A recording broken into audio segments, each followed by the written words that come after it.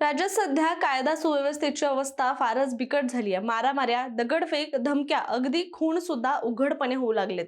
नुकत्याच झालेल्या नगर परिषद निवडणुकांमध्ये हे सगळं स्पष्टपणे दिसून आलं, पण आता ही परिस्थिती आणखी गंभीर झाली आहे। थेट आमदारांनाच धमक्या दिल्या जात आहेत। जर लोकांनी निवडून दिलेल्या प्रतिनिधींची अशी अवस्था असेल तर सर्वसामान्य नागरिक सुरक्षित आहेत का, असा मोठा प्रश्न यामुळे निर्माण झालाय। आणि नागपूरचं हिवाळी अधिवेशनही सध्या धमकींच्या प्रकरणामुळे चांगलंच चर्चेत आहे।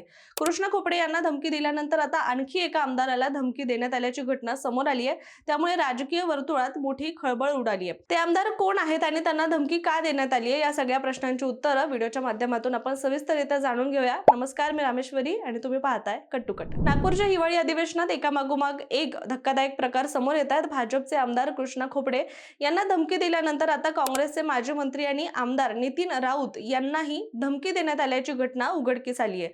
स्वतः नितीन राऊत यांनी विधानसभेत आपल्या जीवाला धोका असल्याचं सांगितलं। नितीन राऊत म्हणाले की एक तरुण दुचाकीवरून त्यांच्या कार्यालयाजवळ आला, तो कुठे आहे त्याला फोन करा असं म्हणत त्याने जोरजोरात आरडाओरडा सुरू केला। त्यानंतर तो थेट त्यांच्या कार्यालयात शिरला। त्यावेळी कार्यालयात काही बौद्ध भिक्षू बसलेले होते। हा सगळा प्रकार पाहून ते सगळेच घाबरले। त्यांनी तत्काळ नितीन राऊत यांना या सगळ्या प्रकाराची माहिती दिली। त्यानंतर राऊत यांनी पोलिसांना बोलावलं होतं। नितीन राऊत यांनी सभागृहात सांगितलं की अशा प्रकारच्या घटना घडत असतील तर आमच्या सुरक्षेचं काय।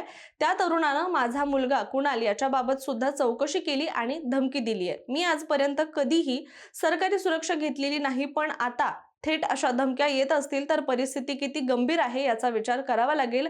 याशिवाय ते पुढे म्हणाले की सत्ताधारी पक्षाचे आमदार कृष्णा खोपडे यांनीही सभागृहात आपल्याला धमक्या मिळत असल्याचं सांगितलं होतं। जर नागपूरमधल्या 2 आमदारांना धमक्या मिळत असतील तर संपूर्ण महाराष्ट्रात कायदा सुव्यवस्था नीट आहे का, असा सवाल त्यांनी उपस्थित केला। याशिवाय नितीन राऊत यांनी आणखी एक गंभीर आरोप केला, तो म्हणजे असा की त्यांच्या लेटर हेडचा गैरवापर करून पास तयार करण्यात आल्याचंही त्यांनी विधानसभेत म्हटलं। सनदी अधिकारी तुकाराम मुंडे यांच्या निलंबनाची मागणी केल्यामुळे बघून घेऊ अशी धमकी दिली गेल्याचंही त्यांनी स्पष्ट केलंय। या सगळ्या प्रकारावर काँग्रेस नेते नाना पटोले यांनी देखील चिंता व्यक्त करत म्हटलंय की अशी गुंडगिरी नेमकी कोणाच्या आश्रयाने चालू आहे। या लोकांना एवढं धाडस कुठून येतं, महाराष्ट्र बिहारला मागे टाकतोय का, असे थेट प्रश्न त्यांनी यावेळी उपस्थित केले। सोबतच नितीन राऊत आणि इतर आमदारांनी मुख्यमंत्र्यांनी या प्रकाराची तात्काळ दखल घ्यावी अशी देखील मागणी केली आहे। दरम्यान नितीन राऊत यांच्या लेटर हेडचा गैरवापर करून रविकांत तिवारी आणि नितेश पारेपार यांनी पास बनवल्याचं समोर आलं। या प्रकरणाची चौकशी करण्याचे आदेश विधानसभा अध्यक्षांनी दिलेले आहेत। त्यानंतर मुख्य सुरक्षा अधिकाऱ्यांनी विधानसभेत अहवाल सादर केला। या प्रकरणात विद्यासागर जनार्दन राऊत हा संशयित असून त्याने हे कृत्य केल्याची देखील कबुली दिलेली आहे। तर पुढील कारवाई सुरू असल्याची माहिती विधानसभा अध्यक्षांनी सभागृहात दिली। यावेळी चौकशी समितीने आरोपीचं नाव राऊत आहे, म्हणजे तो तुमचा पुतण्या आहे असा दावा केल्याचंही सांगण्यात आलं।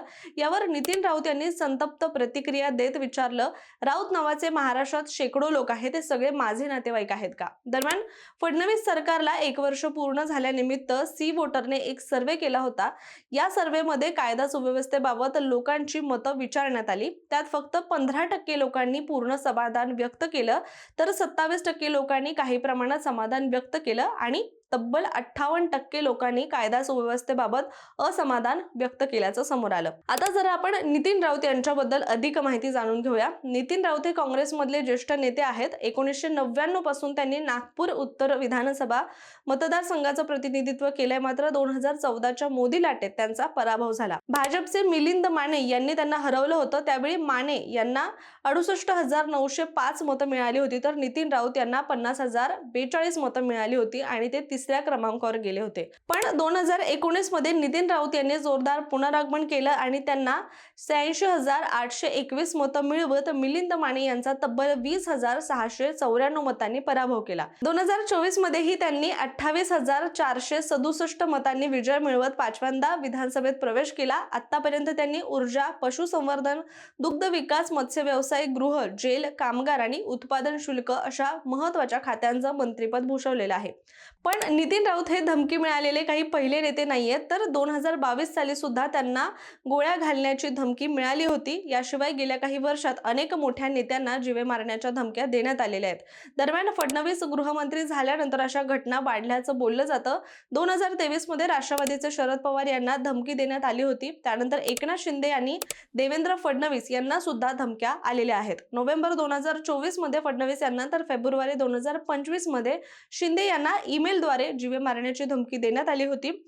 संजय राऊत यांना 2022 मध्ये अनेकदा फोनवरून धमक्या आल्या. नितीन गडकरी यांना मार्च 2023 मध्ये कारागृहातून धमकीचा फोन आला होता. याशिवाय आदित्य ठाकरे, राज ठाकरे, आशिष शेलार, श्वेता महाले यांच्यासह अनेक नेत्यांना अशा धमक्या मिळालेल्या आहेत. अलीकडेच कृष्णा खोपडे यांना देखील धमकी देण्यात आली आहे. एकूणच पाहता सध्या नेत्यांना दिल्या जाणाऱ्या धमक्या हा गंभीर आणि चिंतेचा विषय बनलेला आहे. जर लोकप्रतिनिधी सुरक्षित नसतील तर सर्वसामान्य नागरिकांचं काय, असा प्रश्न आता सर्वसामान्यांच्या मनात निर्माण होतोय. याबद्दल काय भूमिका आता सरकारकडून घेतली जाईल का, हे चित्र बदलेल का, आणि यावर तुमचं मत काय, कमेंट करून नक्की सांगा. आणि अशाच माहितीपूर्ण व्हिडिओसाठी कट टू कटच्या YouTube चॅनलला सबस्क्राईब करायला विसरू नका.